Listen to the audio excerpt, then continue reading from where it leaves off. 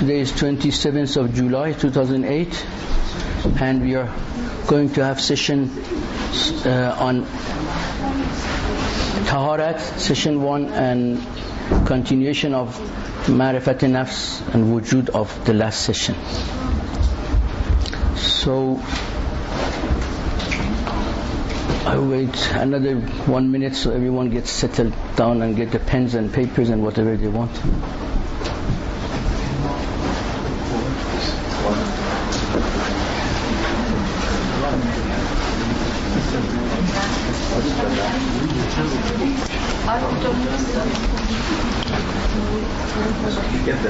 Okay, Bismillah ar-Rahman ar-Rahim. We used to start, you remember with which ayah of Quran, which surah of Quran? Wal Asr. A'udhu billahi minash shaitanir rajim. Bismillah ar-Rahman ar-Rahim. Wal Asr. Innal insana lafi khusr illa allazina amanu wa amilu salihat wa tawasaw bil haqq wa tawasaw bis sabr. I seek the assistance and help of Imam Zaman alayhi salam that I be able to convey the things that I have prepared for tonight. Here it is.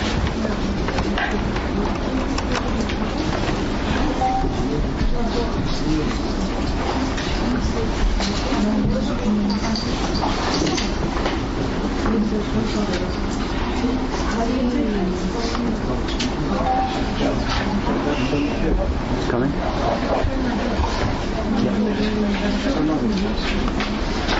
Can you put the camera on this for a second?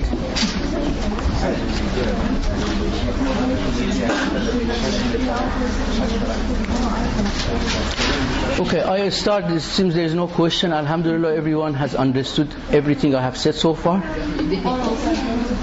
Yeah. I start with few questions that I have received from some of you, and I answered those questions. Then get on to this our session of Taharat. One of the questions I had was, somebody asked me to more elaborate on anfus and on afaq.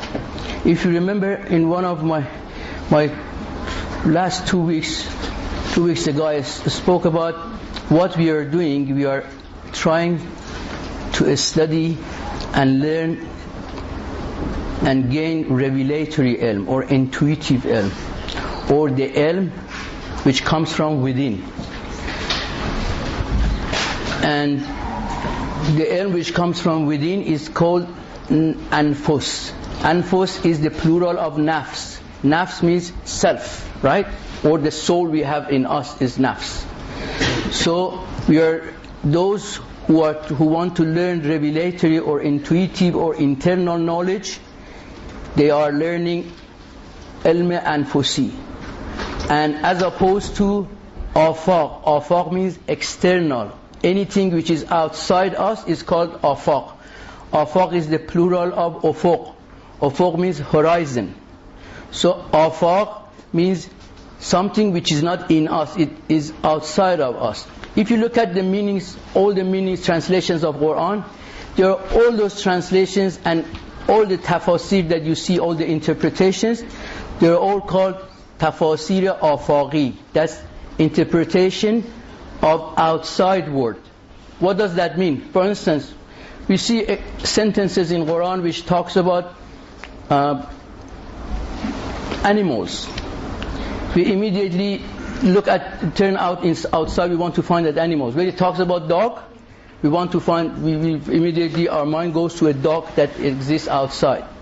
But if the same thing is going to be looked at from by meaning of anfusi or self or within ourselves, sag or dog, sorry I said sag, right? Sometimes I forget whether I'm saying English or Farsi or Arabic.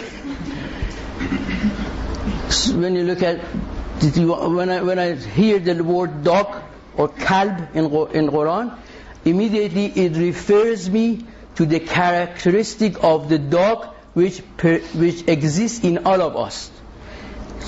All the animals, Imam Sadiq alayhi salam says, all the animals outside are tamathul. Tamathul means they are somehow a shape or a something which shows the characteristic that human beings have in them. And the whole challenge you have in life is to get rid of those characteristics. Or when it's something is spoke about the wolf, I don't know what is said, zeb in Quran. Yeah. We immediately think of, if it's afaqi, which is external, we immediately think of the animal, which is wolf, which is very cruel. It tears apart all the lambs and things like that. But immediately that shows the cruelty of the human being. If it's anfusi, it refers me to that characteristic that I have in myself. Human being can, easily become so even worse than a wolf, worse than a zeb. So these are the differences. Or when in Quran says that surah about Hazrat Ibrahim alayhi salam, which he says I first saw, I can't remember the Arabic side of it, but it says, when I saw the moon, then I liked the moon, or I went worship the moon, then afala, so it came down, then I started to look at the sun, and then I worshiped the sun. It also went, set, and therefore we immediately think of moon when it's afaqi. Afaqi is what is existing in all the books that we see. It refers us to the moon in the sky and the sun in the sky. But when it's inside you, since I have learned this type of thinking, I have never thought for a blink of an eye that Hazrat Ibrahim has wanted ever worship the moon. Even not the slightest stupid person would do that, let alone to be Hazrat Ibrahim. Or when that afala, that when the moon set, he said, I worship the sun. I never thought it cannot be like that Hazrat Ibrahim worshipped the sun. These are just examples. Moon and the sun are what is referred to, last time I said to you, I think. These are nurani hijabs, or hujub nurani, luminous curtains. Luminous curtains exist between us and the God. So Hazrat Ibrahim is, all that things he says in Quran, he's explaining his spiritual journey.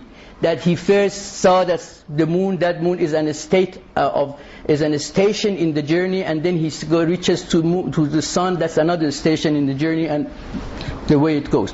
So afaq is outside of us, anfus is inside. It comes from within ourselves. The interpretation and things come from our own self. The whole Quran, du'as, ziyarats, when I say whole, I mean most of them, they have anfusi tafsir, or internal interpretation, which comes from our own self. We can find those things inside ourselves. Is it clear? Did I make? Yeah.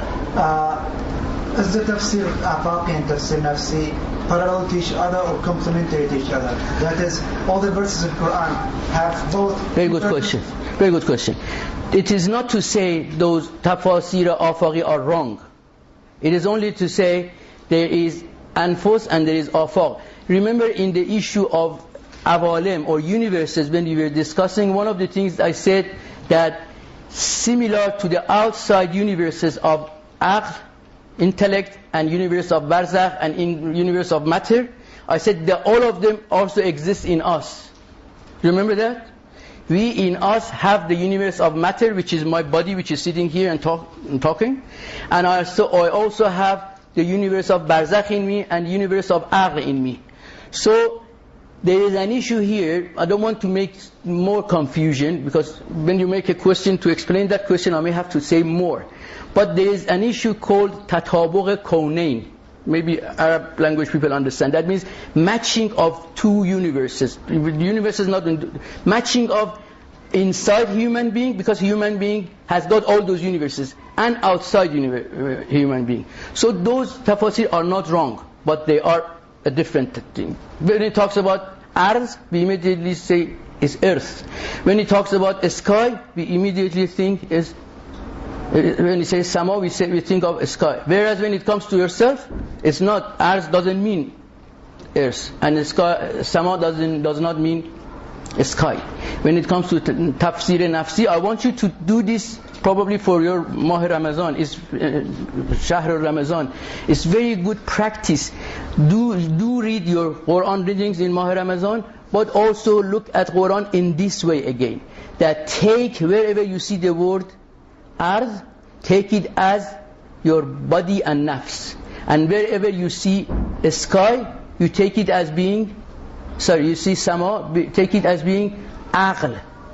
So if you look at Quran this way, with these two things in mind, sama means aql, and very higher levels of aql, even probably higher than aql, alam ilah, and ard means lowest of the thing, which is our body and nafs.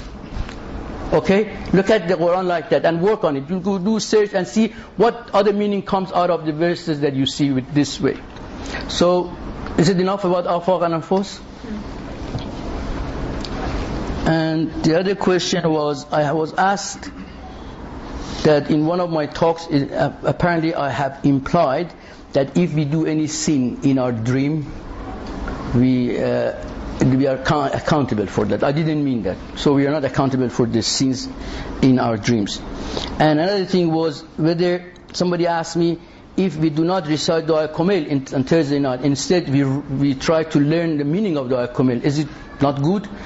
Which my question was, is very much recommended. I prefer that, learning of the meaning of Dua Kamil to the reading of Dua Kamil itself. If I have time and I am not lazy, I will do both. But if I have to choose between the two, I try to learn the meaning. Of course, when you read the meaning, you are reading Dua Kamil itself. There is a principle in religion, in our religion, which says, in Arabic they say, al-muqaddamatul wajibu wajibun. That means whatever that preliminary work, a preliminary work for a wajib thing is wajib itself. You all understand what is wajib, right? Does anybody doesn't know what is wajib mean? Yeah. So the preliminary work for any wajib itself is wajib, and preliminary work for any haram is haram. For instance, if I say up to 2 o'clock in the morning, is it guna? Is it sin? No, everyone can stay up to 2 o'clock in the morning. But if it causes I miss my salat fajr, then it becomes haram. It's sin. If to do my salat, I need to make wuzu, and to make wuzu, I need to go and, for instance, there is no water, I need to buy water. Is buying water wajib? Compulsory? No. But if to make me able to do my salat, it becomes wajib. So muqaddam wajib is wajib. So I get from this point to this question of Dua Kamil. Whatever we read, do we not have to understand it? Yeah? Is it possible we read something and we don't understand it? So it's wajib for us to learn it. You all agree with me? So that's answer to that question. I go to the issue of Taharat. Last week we said, I'm repeating similar things of Taharat again here. Taharat or cleanliness is a pillar for revelatory ilm. There are two types of Taharat because we have two major things in us. One is Taharat of body or cleanliness of body, or I call it external cleanliness too. The other thing is cleanliness of soul or internal cleanliness. As I said last time, cleanliness of body is all said in all Risala Amaliyah and the books of Maraji. But I quickly talk about it. Body and soul, also remember, it's very important to understand, body and soul are so interwoven and they're so mixed into each other. Always one is affecting the other as well. It is not possible that we look at them separately. If our soul is in a very good mood and pleasing mood, the moment any damage inflicted on our body, the soul becomes sad or becomes uncomfortable or feel the pain. Or vice versa, if we don't feel good and spiritually, your body feels tired and you don't feel you cannot do anything, you cannot do your usual activities. So soul and body are so much intertwined and interwoven together. We should always be careful about. That's why there is Taharat al-Zahir is also similarly as important as Taharat al-Batin. One can never reach to Taharat al-Batin if do not pay attention to Taharat al-Zahir. Everyone knows Zahir, right? External or bodily Taharat. External cleanliness or Taharat al-Zahir is of body and senses and external body parts. So body itself, it should never be najis. If for whatever reason it becomes najis, we have to make it tahir. We have to wash it the way it's described. And also we have to make our clothes must be also pak, tahir. And apart from the body itself that must be clean, there is also cleanliness of senses. All the 5 senses we have, they must be tahir. Without taharat of senses, we will never reach to the taharat of batin. And cleanliness of external body parts, my hand, my tongue, my foot, right? These all must be tahir. Taharat of badan. Cleanliness of clothes is very clean and non-najis and legitimately owned. We cannot take somebody else's and wear it and we just think, okay, it's pak. It's not enough to be pak. It does not, the effect does not come for your nafs. And also we have to keep the body itself tahir, and we should not have any ghusl wajib on us. The moment ghusl becomes wajib, we must do it. Whenever it is, middle of the night or in the middle of the day. So yeah, a lot of people don't, but again, depends on what we are expecting. Do we want to have the internal taharat or not? And all mentioned above things, those things I said, they must be or at all times. At all times. That means you have to be da'amul wuzu. These things I'm talking, these are all practical. These are taharat issues that I'm discussing are not theories. So this must be exercised to be able to reach to what you're expecting. So it may not look easy to be da'amul wuzu, but after some time doing it, it will become easy. It doesn't remain as difficult as it looks to us. But of course, we are not talking here about how we can become more comfortable, isn't it? The issue is how we can attain. Excuse me, Baba. Yes. Okay. During the night, before you go to the bed, if you do wuzu, what's the purpose of that? Because once you will fall asleep, then the wuzu will be batil? I answered that question. I'll answer right now. But I ask you, please let me finish my at least that thing that I'm saying. Okay. Okay, I'll first finish what I was saying. So those must be at all times. We are not talking about the comfort and how we can become comfortable. We have to see what we want to achieve, and that's not that gives us more, I would say, uncomfortable, but pleasing after some time. Everything at the beginning there is some element of uncomfort in it, but it becomes pleasing after some time. But about your question, that why we should take wuzu when we go to bed, because there is adab or manners for going to bed. The manners of going to bed is having wuzu, and when you go to bed there are certain du'as that one should recite. It's in the book, in many books it may exist, but especially the book I have seen it in it is the book of Ligha'ullah of Marhum Sayyid Jawad Maliki Tabrizi. If you could get hold of that book, it's very, very interesting book. So then you have to recite du'as and certain zikrs, so that you have to have wuzu. Without wuzu you cannot have that. You cannot, I mean you can say that, but again you have not observed one of the criteria.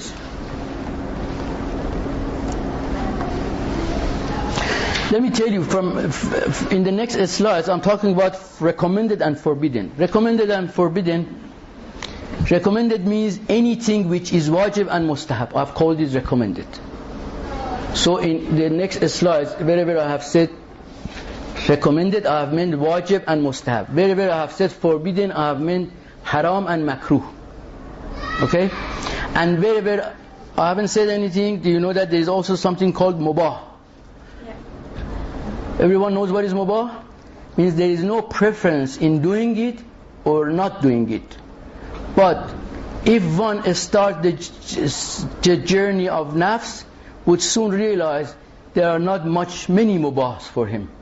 For instance, I sit here and it looks at, if we're getting together, not in this class, let's say you have come to my house and it's not this session, is not any topic about the class, and then it's mubah for me, I talk to you about the movie I have seen last night, right? Or even seeing that movie itself may be mubah. But a person who is on a journey of himself to himself, it is not mubah for him, because he doesn't do those things which there is no benefit in it. So it is mubah, you are not going to be accountable for it, but we look at it the way, what have we achieved by it? So there will not be many mubahat. What does the word mean, mubah? Mubah, as I said, no preference. No preference. Preference whether you do it or not, you don't do it.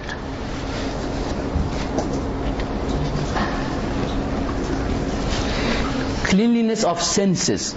Cleanliness of senses is very important and is really for the beginners, if you like. The beginners start with cleanliness of senses. The 5 senses we have, the eyes, right? We all know how important it is. When you learn more ma'rifat nafs, and if you are not thick-skinned like me, then you wouldn't look at anything which is not recommended. So if one learns ma'rifat nafs well and knows what those pictures does, you remember I told you about tajreed last week? Tajarrud, do you remember about tajarrud? Right? Tajarrud, that when you look at, I told you look at this pen, and then I told you now close your eyes, and then I told you do you have the picture of this? That picture of the pen existed in your alam khayal or barzakh. And you know that anything which has been created, it will never become non-existent again anymore. So once this picture is in my alam barzakh, it is always there, right? So you can imagine, of course, this was very simple and beginning of the thing I have told you. But the more you learn about ma'rifat nafs, the more you realize how it affects when we look at something that we should not look at. Because the picture, an image exists in our alam barzakh. It's there. We have to deal with it somehow. Okay, and those are the things which in Quran is said they become like a snake and a scorpio, or depending on what we do and what we look at or what we say. These are the things which become later when that's what it is said, we create hell in ourselves by ourselves, right? So cleanliness of the eye is so important that when we should not look at the things that we shouldn't. There are things which are very good to look at, like the Quran itself. Looking at the words of Quran is so recommended. Looking at the face of alim, looking at the face of parents, and looking at the face of whoever who reminds us of Allah. Make us be attention towards Allah subhanahu wa ta'ala. So that is the first thing for cleanliness of eyes, Taharat al Khayaal.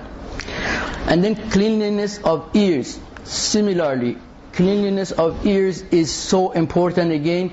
You can imagine that as same thing you learn later on. I have not spoken to you about this issue, that it is not only that when you look at this, the image remains in you.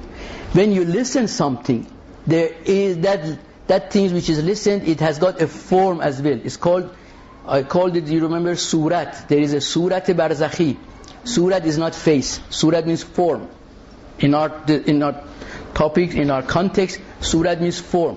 For whatever we hear, there is a surat. Suratul Masmu'. Masmu' in Arabic they say. It's something that you have heard, so it is always in your alam barzakh, in your alam khayal. It never goes away. So it's very important we have to make sure what we hear, and also we have to make sure that things that are not allowed, we are not allowed, we should not listen to them. The things like, can somebody give me an example of things we should not listen to? Music, yeah. Ghibat, yes. Music with coarse language. Yes, ahsan, yes.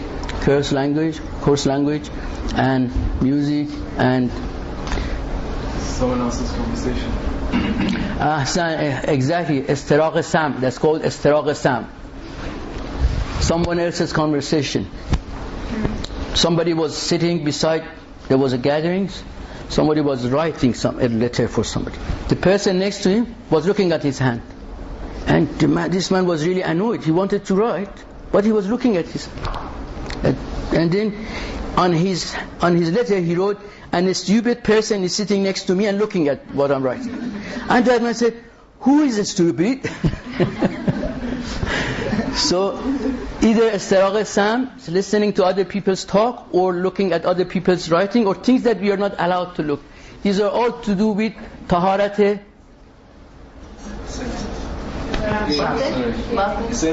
Yeah, taharat of ears. So anything that takes you to the world, more little more, like one. Yes, that's another good point. Because there are times that we are not sure. Do I have to listen to this or not? It's not, everything is not that straightforward, so immediately you know whether, it's not something like a very, what I call rock music, for instance. But there are things that you can judge yourself. You have to see, is that, whether it's a conversation, or whether it's a music, or whether it's talking with someone, or what, in whatever form, is that giving me a lifting feeling? Is it lifting my soul, or is it bringing my soul down? That's a judgment that we can make for listening to anything. So like mubahat, again you can look at mubah, but like for a person who's not practicing, it's okay. For a person who's practicing, Ahsan, practicing in a way that, see, those who want to take up the journey of nafs, yes. They even listening to mubah is not okay. Okay, if you sit and talk, I don't know. There are certain things that are, we have to do it and is mubah, but still we do it as a daily life. But we have to only stick to those parts which are wajib, and there are parts which are not wajib. do they affect our nafs? Yes, definitely. See, one of the things which, of course, I hope you don't, and I'm sure you don't at the moment, is there are 5 things which is said is very important for this journey, but it must be with some guide. It's not that we start ourselves, right? It is somt, which is, what is somt? Silence. Somt. Silence. Is hunger, right? Or som. Is khalwat. Khalwat is Arabic? Yeah, quietness and loneliness. Is sahar. That means it needs a time. Sahar.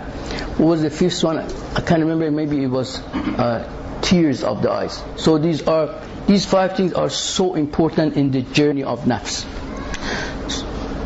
Sorry, I've just got a question about music.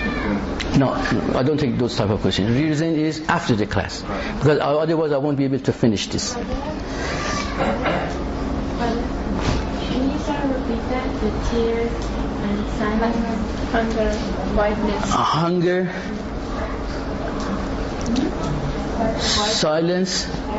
silence means not talking and not listening. Quietness, that's, or they say khalwat, being a place with yourself. What is khalwat for? To think, right? And what was it for? Sahar. Sahar means fajr. It means before fajr. That's called sahar. So meaning it's one should get up with sahar. Yeah. That means that's one of the prime times for this exercise. And what was the first one? Tears. Tears. Okay. Tears is, of course, it has got Sorry? But again, soften the heart. Like if one is on that journey, should like soften the heart because one cannot cry. Yeah, but I didn't say you go and you hit yourself to cry. Please. No. Later on, nobody is going to come and tell me what is this you have said to these people. It is that your heart becomes so soft that you are not thick-skinned like me. The moment the name of Imam Hussein alayhi salam is said in front of you, your heart and eyes cries, right? So that way. And also when I said Saum means silence, it doesn't mean that you don't do any of your daily life stuff and just get into an empty room and close the door and just sit and don't talk to anybody. Of course, this is haram. There have been people in the past, they were called Sufis. Some of them, they used for the taharat of eyes, they used to make themselves blind. It has happened. And they thought they are doing something very good. This is in the way of Allah, in the journey of nafs. Or they make themselves deaf. But there's no point. I mean, the whole issue is, Allah has asked us to live in takathur, in this universe, in alam matter. Otherwise, you could have been like malaika and like angels. We didn't need to come down. So we have come to live with this life and yet to keep our tawahhud. Means, whatever we do it for the sake of Allah. Everything must root back to Allah subhanahu wa ta'ala. That's the way it is. This 4 thing or 5 things you said, I think we can categorize them where if you are not into practice yet, while you start you need quietness because you need to think. And then silence, you have to think again, you're not talking. Fatima, please, I don't want to get into this now because I just said it, but we have to go and reach to it later on. No, sorry. Then cleanliness of taste, of course, is very. We don't have to have. We have to eat halal. We have to talk. Taste. We have to eat halal. We have to taste whatever is comes on our way in eating and tasting. Must be tahir, and also it can also work with this that we should not eat too much. Maybe it does with taste as well. And maybe we should not also, when it comes to when you have having lunch or dinner, to having so many varieties of food. These are against the taharat of taste. Variety is not recommended. Variety is against this journey. Question. You may tell me, Mr. Bassam, are you doing all of these things yourself? No. Why? Why didn't you teach us or tell us these things? I'm trying, I'm doing it with you, I'm just starting these things with you. And cleanliness of a smell is the same thing. So when we smell anything, you have to be careful about it. We should not do anything, a smell of anything haram or something haram that you smell. For instance, if somebody goes in toilet and just sits there and it just smells. No, it is. No.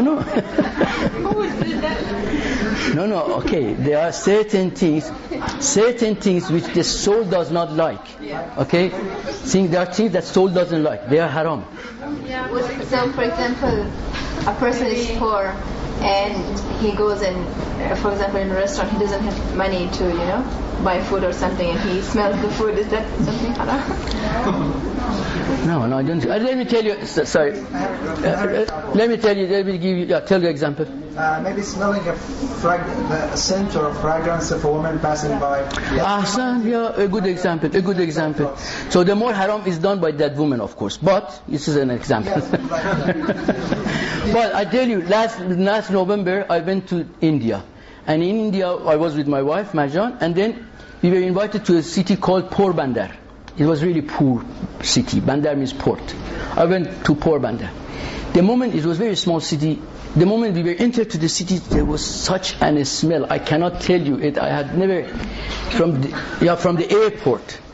And we were taken to a hotel. There was only one good, relatively good hotel. We were taken to that hotel. Everywhere that the smell was with us. And I told my wife, sometimes when we were in the room, I used to tell him, please open the door of toilet, some fresh air comes in. Then later on I learned what was happening. In the whole city, they were drying fish. It was an exercise. There was a business for people. When the fishermen bringing the fish in, they were drying it. When they were drying the fish, all this smell was in the whole city, and I'll never go there. I don't buy any more fish from there. So a cleanliness of touch, right? There's also taharat of touch. Okay, of course we should not touch anything which is haram, right? Anything which, let's say, if I take this, it's stealing, but the first thing is haram. I've done the touch of haram. I've taken it, okay? Or touch of haram of two people who are no mahram. They are not married or what. So cleanliness of touching sense. So the 5 senses, we have to keep them clean. We have to work on these things.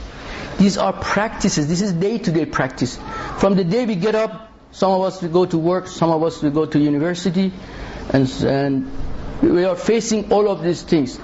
Our senses are all the time working, right? We cannot switch them off.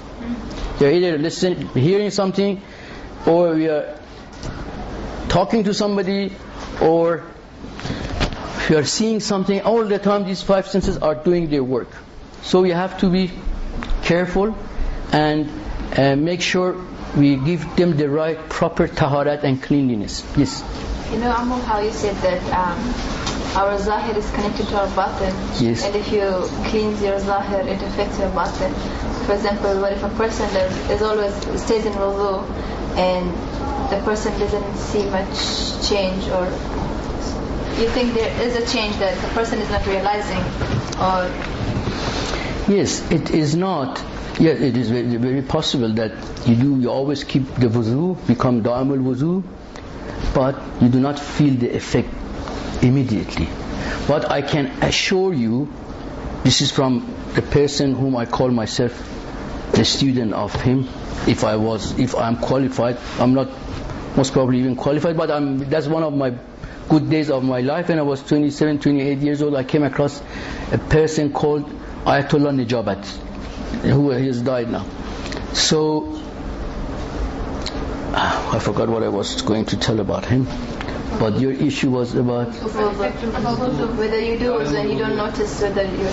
Yeah, I was going to say this. Yeah, I'm telling from his behalf that I can assure you the things that are in this journeys recommended and said by great people, especially for youngsters, that there is no doubt all these universes and things which are created is for human being. You remember we just spoke about insan kamil, perfect human. It's not only perfect human, that means the other people getting over. It's only the one person or 14 masumin.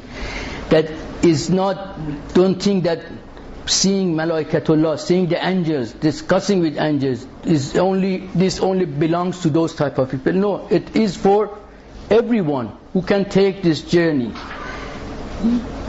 Please don't stare at me. Question, Mr. Bassam, have you seen any angel yourself? No, I haven't. But if I had seen, would I have told you? No. But I haven't. So all of these things are created. You remember I once also showed you a hadith on one of the slides that from Prophet sallallahu alaihi wasallam says that he says the angels are the servant of me, my family and masumin, something like that, and mu'minin, my followers. So angels are created for us. So it all only depends on how we lead our life.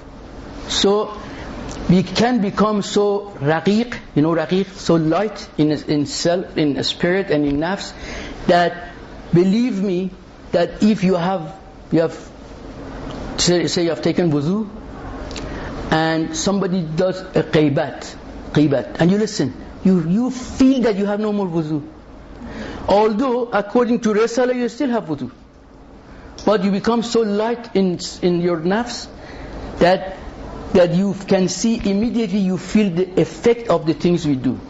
In fact, one of the things about ma'rifat nafs is this very thing, because all of those things, when it comes to external again or afaghi, these are all a bunch of promises, not that they are wrong.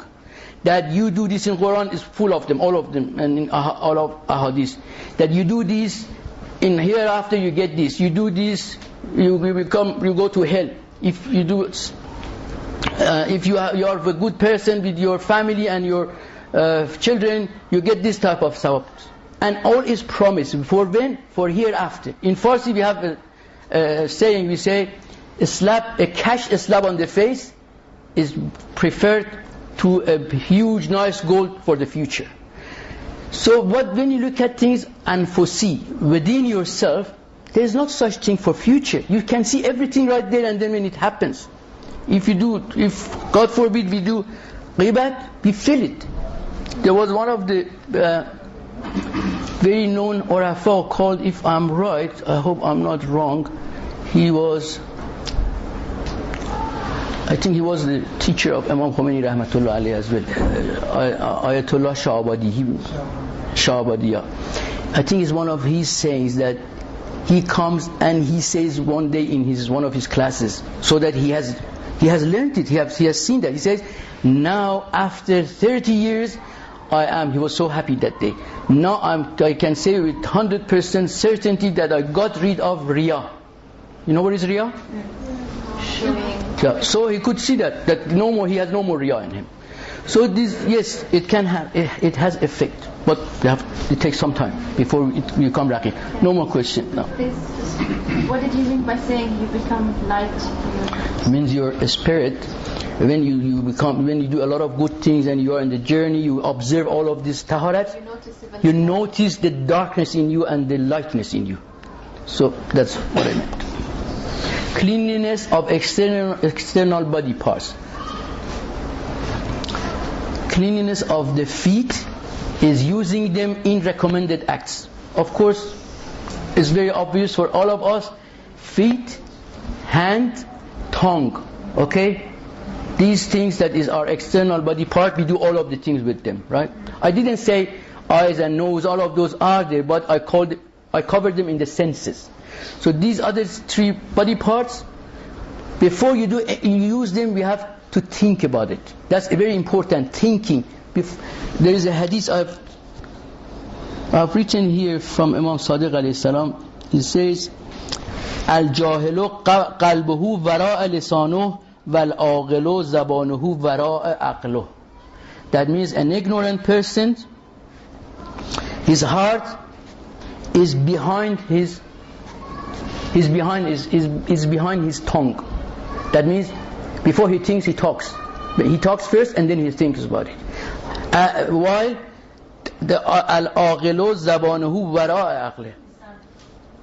Sorry, zabanus. No, I'm surprised that I've even written it zabanuhu.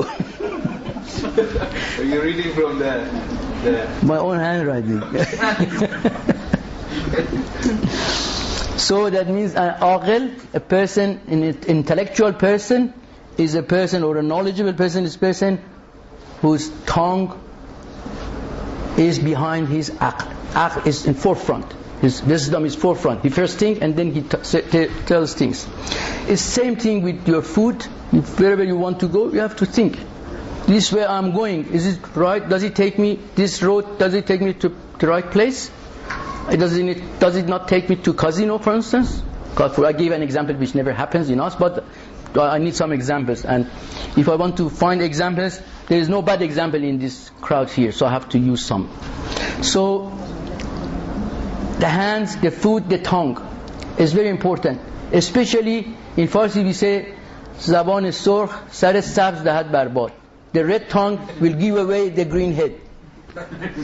And there is what they call it, existential dialogue between tongue and rest of the body every morning. All the body parts, they address the tongue and say, please, Allah has given you 2 jaws and you have covered you there. Please keep it to yourself. Do not immediately jump out and tell things. You go and you say something without thinking, and then that person comes and break my hand. The hand is telling to the tongue. Or you go and say something bad to somebody, he comes and kick at my foot. Please behave yourself. So all of the body parts talk to the tongue in the morning and beg from him, please be careful when you go out. So tongue has very important role and does a lot of miseries in our religion come from using the tongue not appropriately. Okay, I stop Taharat here and give a 10 minutes break.